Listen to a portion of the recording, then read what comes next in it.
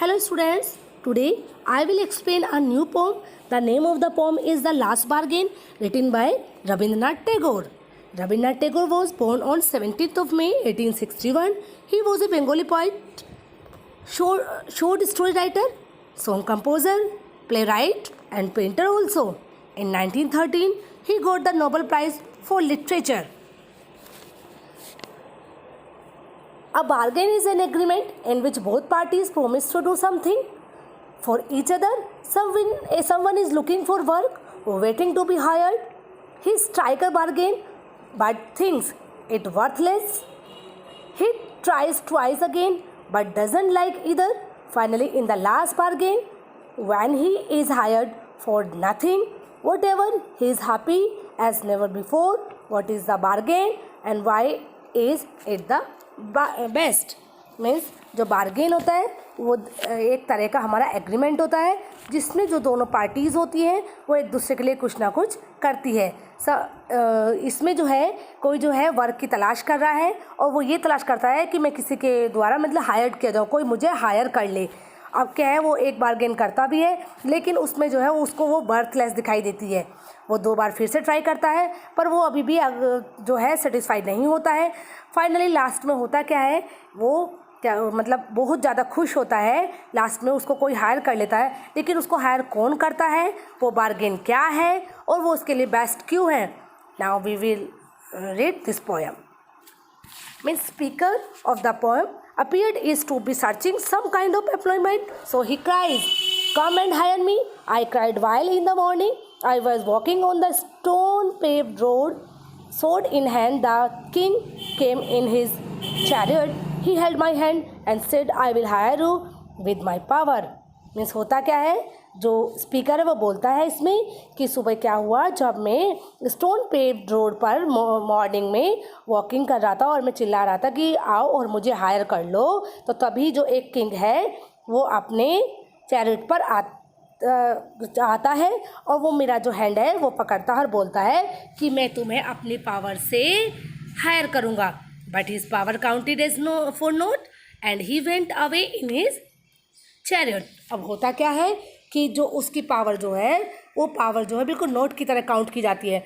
Means the speaker found the power a waste, means he thought there is no use of his power, so he did not accept his offer. And next one, in the heat of the mid day the houses stood with shut doors. जब बहुत ज़्यादा mid day का time होता है तो जो सबके door और जो सबके विंडोज़ डोर हैं सब शट हुए रहते हैं, बंद हुए रहते हैं। आई वेंटेड अलोंग द क्रूग लेन, और मैं जो था क्रूग लेन में यानी जो जिगजैग लेन में जो था मैं घूम रहा था। An old man came out with his bag of gold. तभी एक ओल्ड मैन आता है अपने गोल्ड के बैग के साथ में। He pondered and said, "I will hire you with my money." He weighed his coins one by one but I turn away. अब होता क्या है, जो ओल्ड मैन है उसके पास जो है गोल्ड का बैग होता है, बहुत सारे गोल्ड के जो कॉइन्स होते हैं उसमें, और वो आता है और वो बोलता है कि चलो मैं तुम्हें अपनी मनी से हायर करूँगा, और वो वन बाय वन करके अपने कॉइन को काउंट करना शुरू कर देता है। But the speaker also refused him. Why? Because he thought there is no use of money. वो सोचता है कि मनी का क्या फ़ायदा है, जब मनी ख़त्म हो जाएगी देन मेरी भी कोई वैल्यू नहीं रहेगी और इसकी भी कोई वैल्यू नहीं रहेगी। So he refused him. It was evening, the gardener hedge was all flower. The fair maid came out and said, "I will hire you with a smile." Her smile paled and melted into tears and she went back alone into the dark. अब होता क्या है, जब बिल्कुल evening time होता है, जो garden की जो हैज होती है उसमें सब फ्लावर्स बहुत ज़्यादा खिले रहते हैं, चारों तरफ फ्लावर ही फ्लावर रहते हैं। तभी एक फेयरमेड आती है। फेयरमेड मीन्स एक ब्यूटीफुल लेडी आती है और वो कहती है कि मैं तुम्हें हायर करूँगी अपनी स्माइल से। वो जो है स्पीकर को बोलती है, बट वो क्या होता है, जो उसकी स्माइल है वो पेल पड़ जाती है, मीन्स पीली पड़ जाती है, और वो बिल्कुल मेल्टेड इनटू टीयर्स। उसकी जो स्माइल है वो किस में चेंज हो जाती है, वो टीयर्स में चेंज हो जाती है और वो अचानक से डार्क में गायब हो जाती है, मीन्स अंधेरे में कहीं गायब हो जाती है. So the speaker also refused her. The sun glistened on the sand and the sea waves broke vividly.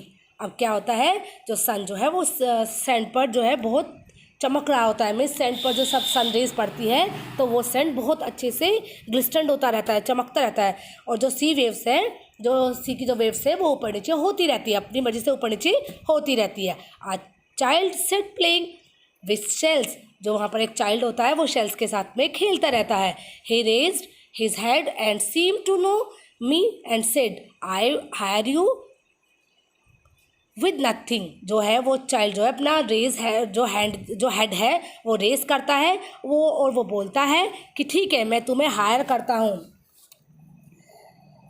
From henceforward the bargain struck in child's play made me a free man. अब होता क्या है, जब वो child जो है बोलता है तो जो यहाँ पर जो स्पीकर है वो यहाँ पर आकर फंस जाता है. मीन्स वो चाइल्ड के प्ले में आकर फंस जाता है और वो दोनों के बीच में एग्रीमेंट हो जाता है. मीन्स जो है वो जो स्पीकर है बहुत खुश हो जाता है और वो इस बात के लिए हो जाता है कि ठीक है इस बच्चे ने मुझे हायर कर लिया है. और वो बच्चा ये भी बोलता है ठीक है मैं तुम्हें हायर करूँगा लेकिन बदले में मैं तुम्हें कुछ नहीं दूँगा. और इसके बाद में दोनों के बीच में एग्रीमेंट हो जाता है. Now the speaker became very happy as this bargain in child's play had made him a free man. Means he did not have to pay anything to the child. It was a mutual and equal level bargain.